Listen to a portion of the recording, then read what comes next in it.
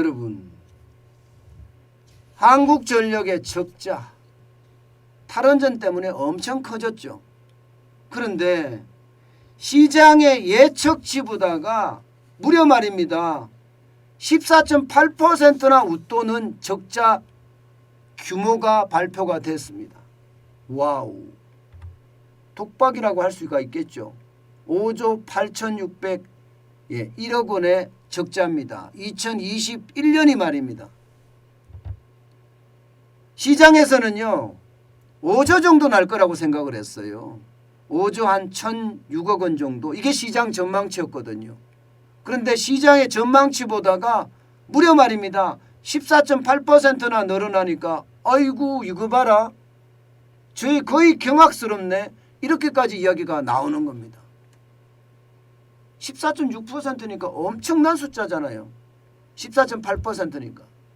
여러분 이거 한번 보세요. 한전 그동안요 잘 운영해 왔습니다. 지금 2019년 대비해 보면 2021년에 영업이익 적자는 지금 몇 배입니까 지금? 5배인가요? 5배? 5배가 더 늘어났나요? 뭐 2018년 대비하면 이게 뭐 배수를 정할 수도 없네요. 2018년에 2천억 원의 적자였으니까요. 2020년에 4조 863억 원의 흑자를 낸 적도 있습니다. 유가가 떨어졌을 때. 연료 구입비가 그만큼 떨어지니까 되지요. 그런데 2021년에는요 연료값도 폭등한 데다가 전기요금도 올리지 않았습니다. 게다가 신재생 에너지 하면서 신재생 에너지에 대한 에너지 구입비가 폭증했어요. 폭증. 그러다 보니까요 한전의 적자가 이렇게까지 올라가는 겁니다. 아마 민간 기업이라면 벌써 난리가 났겠죠. 벌써. 당장 말입니다. 연료비만 하더라도 여러분 알다시피 엄청 올라갔잖아요. 지금 배럴당 47.6달러였던 것이 지난해 초만 하더라도 이게 지난해 말까지 가니까 평균 75.2달러까지 그야말로 폭등했습니다. 폭등.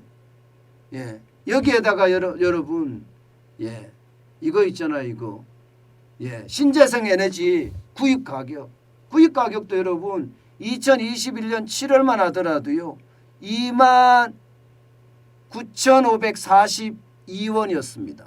1메가와트 시당 말입니다.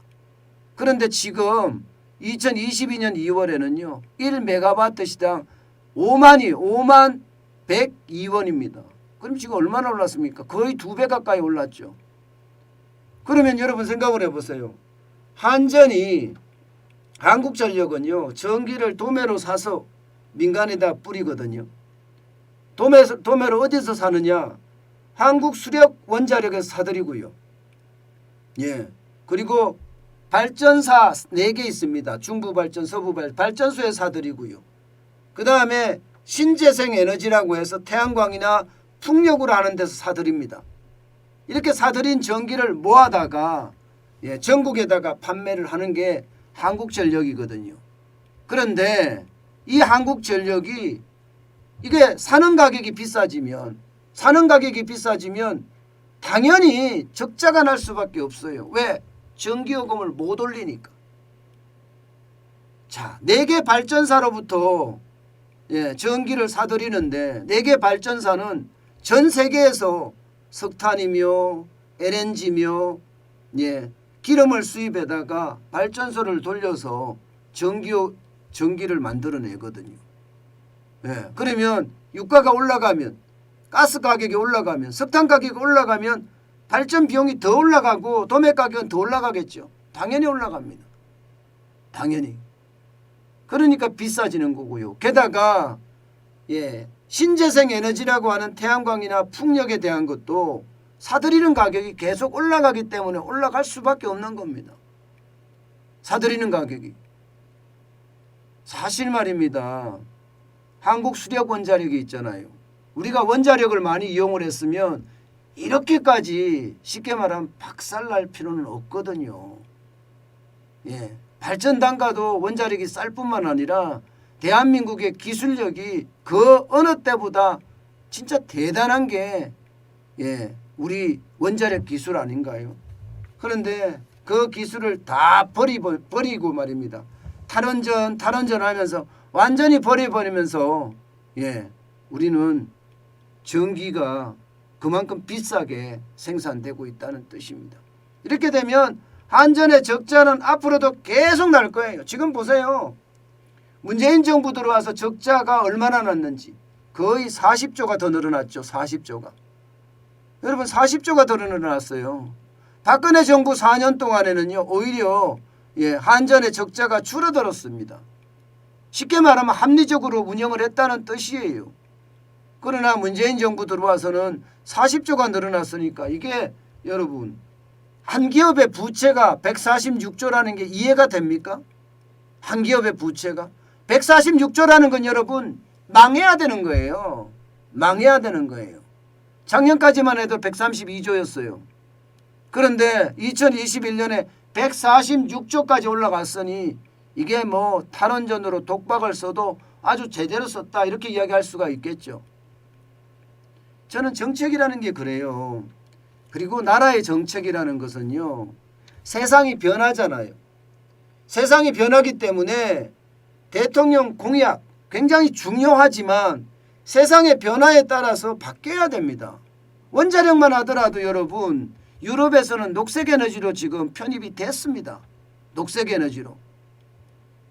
미국이나 이런 다른 나라들도요. 원자력을 녹색에너지 쪽으로 몰고 가고 있어요. 그렇다면 우리도 세계의 어떤 흐름과 시류에 맞게끔 뭔가 정책의 변화가 필요한 것 아니겠습니까? 그런데 오로지 말입니다. 탈원전 하면서 국민의 생활이나 국민의 어떤 삶에는 관심이 없습니다. 저는 이런 걸 보면서 말입니다. 푸틴이 우크라이나를 침공하는 것 같은 그런 느낌을 많이 받았어요. 왜? 자기 생각대로 하니까. 국민의 생각이 아니라. 저는 그 어느 때보다 국민을 중심으로 한 그런 정책이 필요하다고 생각을 합니다. 그리고 모든 중심은요. 우리는요. 반도국가예요. 우리끼리 굉장히 끈끈하게 뭉쳐야 됩니다. 그렇지 않고는 이 나라가 과연 버텨낼까요? 저는 한전이 저렇게 간다는 거 참 안타깝게 생각을 합니다. 안타깝게 생각을 합니다. 그만큼 말입니다.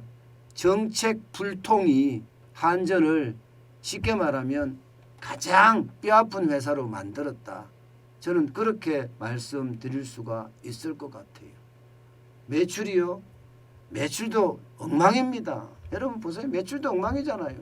2017년에 59조 8,149억 원 하던 매출이 60조까지 늘어났다가 쭉 떨어져서 58조까지 또 떨어졌다가 60조까지 늘어갔다. 저는 이런 기업들은요. 투자해서는 안 된다고 생각을 합니다. 투자해서는. 그 어느 때보다 여러분 물론 한전은 퍼실리티 산업이라고 해서 국가기관 산업이기 때문에 이게 뭐 망할 일은 없다 이렇게 생각을 하면서 투자하시는 분들도 있어요. 맞는 얘기 그것도 틀리는 얘기는 아니에요. 그러나 여러분 늘 조심하고 또 조심해야 됩니다. 오랫동안 돈이 잠긴다는 그런 것도 있을 수 있으니까 말입니다.